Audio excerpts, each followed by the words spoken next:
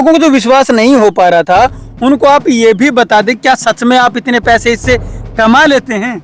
मैंने कुछ ज्यादा थोड़ी बताया है, मैंने तो कम से कम बताया जी। ज्यादा से ज्यादा तो इसका बहुत ज्यादा। तो ये लगता है कि 6 लाख भी अगर आपने साल के 1 एकड़ से बता दिए तो वो भी आपने बहुत ज्यादा बता दी है उनको लगता है। सहजन पे बहुत सवाल उठ रहे हैं डॉक्टर साहब, सहजन के बारे में बोल रहे हैं कि इससे कुछ नहीं होता और सहजन का तो भाव ही नहीं मिल पाता, 20-30 रुपए भाव मिलता है। हम लोग गुजरात से भेजते हैं, MP से भेजते हैं, हमें तो खेत बर्बाद हो गए। मतलब इन चीजों को क्या हो? बार बार वीडियो के अंदर लोग पूछ रहे हैं हमसे, वो ये पूछ रहे हैं कि डॉक्टर साहब रहते कहाँ हैं और इनका कॉन्टेक्ट नंबर क्या है। तो आप पहले इनको ये बता दें कि आप कहाँ पे रहते हैं, कहाँ कैसे मिला जा सकता है और कॉन्टेक्ट नंबर जरूर बता दें आप। तो हम आपको बिल दे देंगे जी, 200 रुपए किलो का आपको बिल दिखा देंगे। आज भी अगर आप लहसुन लेने जाएं या बेचने जाएं, 100 रुपए किलो से कम तो आज भी भाव नहीं है, जबकि मध्य प्रदेश पूरा आया हुआ है। लेकिन जब मेरा लहसुन आएगा उस समय जो लहसुन का भाव 200 से कम कभी रहा ही नहीं पिछले 3-4 साल। नमस्कार, आप देख रहे हैं स्टेट न्यूज हरियाणा और मैं हूं अमित अमन। 2-3 दिन पहले मैंने एक वीडियो बनाई थी जिसके अंदर आपको बताया था कि हाँ, खेती से भी आप साल के लाखों रुपए कमा सकते हैं। और एक शख्स जिससे मैंने आपको मिलवाया था उन्होंने बताया था कि वो कैसे 5 एकड़ जमीन से लगभग 30 लाख रुपए कमा रहे हैं हर साल के। उन्हीं शख्स ने आपको ये भी चीजें बताई थी कि कैसे कैसे क्या कुछ होता है, लेकिन बहुत सी चीजें ऐसी भी रही कि जो उस वीडियो के अंदर नहीं आप जान पाए थे। और उसके लिए ही मेरे पास बहुत सारे जो कॉल्स हैं वो भी आए कि डॉक्टर साहब जो हैं वो कहाँ से हैं और कहाँ जो खेती है वो करते हैं, और डॉक्टर साहब से मिला जाए तो कैसे मिला जाए, उनके क्या कॉन्टेक्ट नंबर मिल सकते हैं। तो वही डॉक्टर HD यादव जी आज हमारे साथ एक बार फिर से मौजूद है आपकी सारी क्वेरीज, क्योंकि कुछ लोग ऐसा भी मानते हैं कि ऐसा तो हो ही नहीं सकता कि लाखों रुपए आप खेती से कमा लें। ये आपको खेती करने का तरीका भी बताएंगे, ये आपको ये भी बताएंगे कि ये कैसे कमाते हैं और आपके साथ सारी चीजें शेयर करेंगे। डॉक्टर साहब, सबसे पहले तो आपका स्वागत है। धन्यवाद आपका। डॉक्टर साहब, आप ये बताएं, लोगों को विश्वास ही नहीं होता कि ऐसा भी कुछ हो सकता है। क्या खेती से भी 30-30 लाख रुपए एक साल के कमाए जा सकते हैं? तो विश्वास क्यों नहीं कर पाते लोग? लोग इसलिए विश्वास नहीं कर पाते कि पहला तो उन्हें अब मजा आ रहा है जी। ये जो ट्रेडिशनल हमारी क्रॉप्स हैं, सरसों है, गेहूं है, बाजरा है जी, इन सब में उनको MSP पे उनका माल बिक जाता है। उनको कुछ नहीं करना होता जी, बस बो दिया, काट लिया और बेच दिया। जी, सरकार को खरीदना है तो अब वो काम नहीं करना चाहते।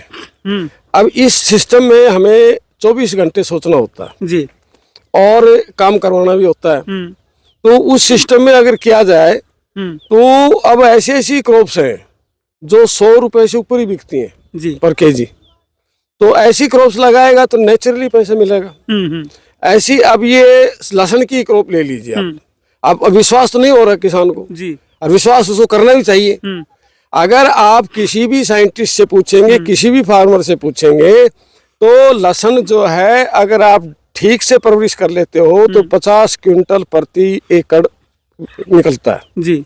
50 क्विंटल गेहूं जहाँ पे 1 एकड़ में सिर्फ 50 मण ही होता है तो 2.5 गुना ज्यादा है स्केल्ड। फिर गेहूं आपका ज्यादा 25 रुपए किलो बिक जाएगा, ये 200 रुपए किलो बिकता है तो 4 गुना वहां पर रोटरी होगी। तो आप ये सोचिए कि अगर मेरे पास 40 क्विंटल की बील्ड में मान लेता हूँ कम से कम, लेकिन मेरी जो परवरिश है जैसी ये देख के बताते हैं हम, जैसी क्रॉप मेरी खड़ी है, अगर इसको देखा जाए तो मुझे 50 क्विंटल से ज्यादा की उम्मीद है जी। तो मैं 40 क्विंटल भी मान लूं। आज भी अगर आप लहसुन लेने जाएं या बेचने जाएं, 100 रुपए किलो से कम तो आज भी भाव नहीं है, जबकि मध्य प्रदेश पूरा आया हुआ है। लेकिन जब मेरा लहसुन आएगा उस समय जो लहसुन का भाव 200 से कम कभी रहा ही नहीं पिछले 3-4 सालों में। और मैं इसको स्टोर करूंगा, इसका स्टोरेज का मैंने प्रबंध कर लिया है।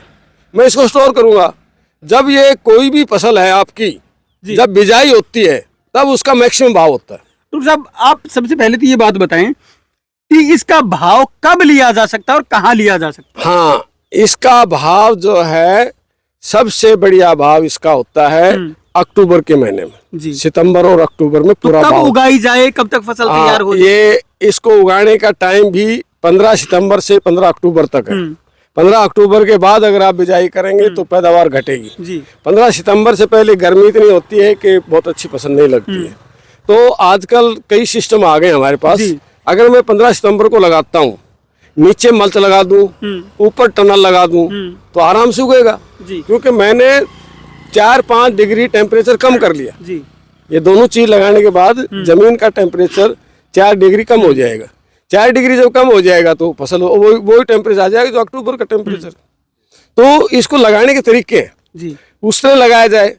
फिर इसमें जो है खुराक पूरी चाहिए। जब एक 50 क्विंटल पैदावार में लूंगा जी तो इसको पूरी खुराक भी चाहिए। क्या क्या खुराक देते हैं आप इसमें? हाँ, मैं बताऊंगा। मैं जो है इसमें बेसल डोज देता हूँ जिसमें 1 कट्टा प्रति एकड़ आपका DAP का जी, 1 कट्टा प्रति एकड़ पोटास का, 1 कट्टा प्रति एकड़ यूरिया का जी, ये मैं बेसल डोज में देता हूँ। और 10 किलोग्राम जिंक सल्फेट प्रति एकड़ बेसल डोज होती है मेरी जी। इस बेसल डोज के बाद फिर हम इसमें लगातार जब भी मैं पानी दूंगा तो इसमें कुछ ना कुछ चढ़ाऊंगा। चढ़ाने का मतलब है कि जैसे मेरे पास है डीकम्पोजर है, मेरे पास 8-10 ड्राम है, मैं आपको दिखाऊंगा। 10 ड्रामों में 10 चीजें हैं, वो बायो एजेंट्स हैं। उनको आप डालिए और 2 किलो गुड़ डाल दीजिए उस ड्राम में। 200 लीटर भर लीजिए, 150 लीटर यूज कर लीजिए। 150 लीटर यूज करने के बाद फिर उसको भर के फिर 2 किलो गुड़ डाल दीजिए। गुड़ एक बहुत ही गजब की चीज है जी, वो फसल को देना ही चाहिए, लेकिन मैं उसके थ्रू देता हूँ। तो सबसे पहला मैं इसमें डीकम्पोजर चढ़ाऊंगा क्योंकि मैंने देसी खाद डाल रखा है। देसी खाद को गड़ाने के लिए अपने यहाँ अगर नहीं गड़ाएंगे उसको ढंग से तो दीमक आएगी, दूसरे कीड़े आएंगे। अच्छा, हमारे यहाँ ये व्हाइट ग्रब बहुत है और बहुत सारे हानिकारक कीड़े हैं। तो वो जब देसी खाद को गड़ा देगा तो नेचुरली उसकी अवेलेबिलिटी बढ़ जाएगी जी, और वो सबसे जरूरी है। दूसरी चीज मैं इसमें चढ़ाऊंगा जो ट्राइकोडर्मा। ट्राइकोडर्मा का मैंने एक ड्रम बना रखा है, उसमें से अगली इरिगेशन में ट्राइकोडर्मा चढ़ा दूंगा। इसमें हर जब भी पानी दूंगा, जब कुछ ना कुछ इसको मैं दूंगा, चाहे ट्राइकोडर्मा दो, चाहे नेमेटोड की दवाई दो, चाहे आपका ये है वेसलीन है जी, आपकी जो ये व्हाइट ग्रब को मारने की ये बायो एजेंट्स हैं। ये सारे के सारे जीव जंतु हैं। इनको हम 1 ड्रम पानी में डाल के 2 किलो गुड़ डाल के उसको डाल के उसके बाद उसको हम तैयार कर लेते हैं जी। फिर वो हमारा सदा चलता है, वो खत्म नहीं होता हमारा, लगातार चलता रहता है, लगातार चलता रहेगा। उसकी एक खासियत है क्यों पॉपुलेशन तो बढ़ानी है, पॉपुलेशन बढ़ेगी इससे गुड़ से जी और पानी से, तो वो दोनों चीज हम उसको देते रहते हैं। पॉपुलेशन बढ़ती रहती है, जब तक उसका नंबर आता है वो तैयार हो जाता है 7 दिन के अंदर तैयार। अच्छा, फसल जो तैयार है वो कब तक हो जाती है? ये फसल अभी हमारी अप्रैल में तैयार होगी। अप्रैल में एक मंडी में कब जाएगी? हाँ, मंडी में तो मैं भेजूंगा नहीं, मैं तो स्टोर करूंगा इसको जी। मैं क्योंकि उस समय मंडी का भाव 100-125, पिछले साल 140 रुपए पर केजी बिका है जी मंडी में। लेकिन इस बार हो सकता है कम भी हो सकता है, ज्यादा भी हो। लेकिन जब मैं इसको स्टोर करके इसको सितंबर में निकालूंगा। स्टोरेज कैसे करते हैं आप? स्टोरेज मेरा एक मैंने बना रखा है उसका, जो आपकी टीन से ही बनाया है जी। उसको ऊपर में ये जो ग्रीन नेट डाल देता हूँ, नीचे भी एक ग्रीन नेट लगाता हूँ ताकि वो ठंडा रहे। और फिर हम इसमें ना तो इसकी पूंछ काटेंगे, ना तो ऊपर का हिस्सा काटेंगे, ना इसका नीचे का हिस्सा काटेंगे जिसको मूंछ कहते हैं, जो जड़ें हैं जी। मूंछ और पूंछ कुछ नहीं काटना, इसका नुक पाड़ूंगा इसको, और इसको पाड़ के इसकी ग्रेडिंग करेंगे हम। जो बढ़िया बढ़िया है बीज के लिए हम जो स्टोर करेंगे उसको हम फिर क्या करते हैं, जुतियां बनाते हैं जी। उसके छोटे छोटे एक मुट्ठी में आ जाए इतना इतना बनाएंगे। इसको बनाने के बाद पहले उसको रखेंगे, आप कहोगे तो थोड़ा मैंने रख रखा है, वो आपको दिखा भी देंगे आपको। तो उसको रखेंगे एक जुट्टी को, फिर दूसरी जुट्टी को जहां तक वो गांठ है उसके आगे रखेंगे, ऐसे रखते रखते चले जाएंगे। तो एक्चुअली कोई भी चीज खराब होती है वो नमी से खराब होती है जी। तो अगर 12% से कम नमी हमारी स्टोर में रहे तो कोई भी चीज खराब नहीं होती जी, चाहे गेहूं हो चाहे कुछ भी हो। जिस चीज के में भी 12% से ज्यादा नमी आ जाएगी तो कीड़े पैदा हो जाएंगे। अच्छा डॉक्टर साहब, इसको मंडी में कब भेजते हैं? फिर कौन सा समय होता है जब मंडी में भेजा जाए? इसको भेजने का मंडी में असली समय है 15 अगस्त के बाद जी। थोड़ा थोड़ा निकालते रहना चाहिए क्योंकि हमारे पास बहुत बड़ी मंडी नहीं है यहाँ पे लोकली। यहाँ पे 10-20 कट्टे डेली निकाल दो अपने। आप फिर इसको आजादपुर मंडी में निकालते हैं या लोकल मार्केट्स में निकालते हैं? लोकल में निकालते हैं हम, आजादपुर में नहीं जाते इसको जी। तो लोकल मार्केट्स में अच्छा भाव मिल जाता है? अच्छा, लोकल मार्केट में ही ज्यादा अच्छा भाव मिलता है। आजादपुर में तो सारे देश का आता है। कहाँ की अगर मंडी की बात करें, महेंद्रगढ़ की मंडी की बात करें? महेंद्रगढ़ भी है, रिवाड़ी है, कुंड में इटसेल्फ एक अच्छी मंडी हमारी, कोसली की साइड, कोसली साइड में है। तो जहाँ भी हम पता कर लेते हैं फोन से, जहाँ हमें 2 पैसा दादरी की मंडी में बहुत अच्छा बिकता है जी। तो पिछले साल हमने दादरी की मंडी में बेचा, तो 140 रुपए केजी बेचा था। तो आप देख लीजिए, पिछली बार हमने आधा एकड़ लगाया था ये टेस्ट करने के लिए, तो आधा एकड़ से हमने 2.5 लाख रुपए कमाए थे जी। तो जी जी बिल्कुल। लेकिन सहजन पे बहुत सवाल उठ रहे हैं डॉक्टर साहब, सहजन के बारे में बोल रहे हैं कि इससे कुछ नहीं होता और सहजन का तो भाव ही नहीं मिल पाता, 20-30 रुपए भाव मिलता है। हम लोग गुजरात से भेजते हैं, एमपी से भेजते हैं, हमें तो खेत बर्बाद हो गए। मतलब इन चीजों का क्या हो? अच्छा, मैं एक काम कर सकता हूँ आपके लिए। मेरे तो फोन आपको पता खराब हो गया था, मेरे साथी के पास है, जो दूसरा मेरा साथी है, तो हम आपको बिल दे देंगे जी। 200 रुपए किलो का आपको बिल दिखा देंगे। आजादपुर मंडी का 421 नंबर डी ब्लॉक में दुकान है, जहाँ माल को भेजते हैं, और 421 का हम आपको बिल देंगे जी। अच्छा, वो भी सब टाइम होता है क्या, किस टाइम भेजना है? हाँ, मंडी में ये भी एक नियम है। ये इसका भाव सबसे ज्यादा नवंबर के महीने में होता है जी। अक्टूबर में हमारी फसल शुरू हो जाती है, अक्टूबर के शुरू में हमारा 100-125 जाएगा। फिर अगली जो एक साथ नहीं पकता है, धीरे धीरे, जैसे आज हमने 5 क्विंटल तोड़ लिया, अगले दिन 10 क्विंटल आ गया, ऐसे चलता रहता है।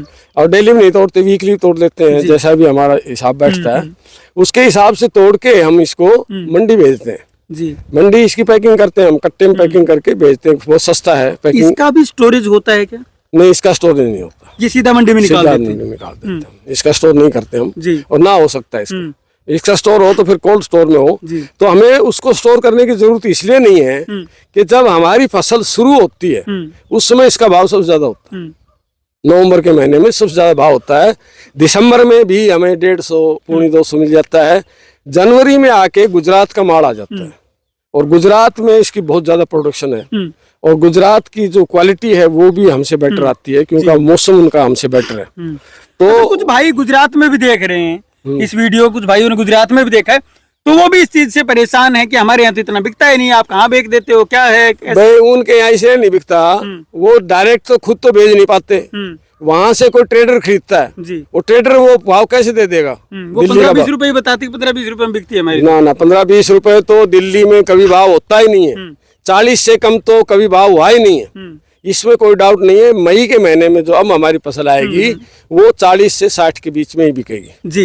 लेकिन 40 से कम तो आज तक हमने बेचा ही नहीं है जी। तो 40 रुपए किलो कौन सी सब्जी बिकती है? आप बताइए कौन सी सब्जी बिकती है? तो इस 40 रुपए किलो ही बहुत अच्छा भाव है। अच्छा, एक दूसरी चीज और है, इसी के अंदर ये था कि फसल जो है सहजना की वो साल में कितनी बार ले सकते हैं? हम 2 बार लेते हैं जी। एक बार कौन से टाइम पे लेते हैं? एक बार तो अभी मई में आएगी हमारी, मई जून में बेचेंगे जी। मई जून के बाद में फिर अक्टूबर नवंबर दिसंबर 3 महीने फिर चलती है। बिल्कुल। तो कुछ लोगों को जो विश्वास नहीं हो पा रहा था उनको आप ये भी बता दें, क्या सच में आप इतने पैसे इससे कमा लेते हैं? मैंने कुछ ज्यादा थोड़ी बताया है, मैंने तो कम से कम बताया जी। ज्यादा से ज्यादा तो इसका बहुत ज्यादा। तो ये लगता है कि 6 लाख भी अगर आपने साल के 1 एकड़ से बता दिए तो वो भी आपने बहुत ज्यादा बता दी, ये उनको लगता है। देखिए अब मेरा क्या प्रोग्राम है सुन लीजिए, मैंने आपको उस दिन ही बताया था। मेरा पहला प्रोग्राम था, इसमें मैंने लहसुन लगाया, ठीक है जी। लहसुन के साथ ही मैंने इसमें तोरी लगानी है, ठीक है जी। और मैंने सहजना है, मेरा 3 फसल तो ये होगी। अब मैं इन बेड्स को डिस्टर्ब नहीं करूंगा, ये मैं अपने सभी किसान भाइयों को बताना चाहता हूँ। जो ये बेड और ये जो पड़ा है सिस्टम ऐसा ही रहेगा। लहसुन पाड़ने के बाद जून के महीने में मैं इस पर लगाऊंगा स्वीट कॉर्न जी। अच्छा, अब की बार स्वीट कॉर्न भी करेंगे? हाँ, इस बार स्वीट कॉर्न लगाऊंगा। एक्सपेरिमेंट है या कर चुके हैं पहले? नहीं, ये पहले नहीं किया, अब मैंने लगा रखी है स्वीट कॉर्न जी। इस वक्त भी मेरे पास एक खेत में स्वीट कॉर्न है जी। तो वहाँ से उपज मिल पा रही है? हाँ, नहीं वो तो देखेंगे, अभी लगाई है, लगाई है अभी लगाई है। अच्छा, एक सबसे बड़ी बात जो बार बार वीडियो के अंदर लोग पूछ रहे हैं हमसे, वो ये पूछ रहे हैं कि डॉक्टर साहब रहते कहाँ हैं और इनका कॉन्टेक्ट नंबर क्या है? तो आप पहले इनको ये बता दें कि आप कहाँ पे रहते हैं, कहाँ कैसे मिला जा सकता है, और कॉन्टेक्ट नंबर जरूर बता दें आप। भाई मैं इस वक्त जो है गांव बासदूदा है जिसको भैरू का बास भी कहते हैं जी। और ये डिस्ट्रिक्ट रेवाड़ी में है। आस्था स्कूल है, उसके साथ ही मेरा मकान है जी। और ये आस्था स्कूल मैंने ही बनाया था।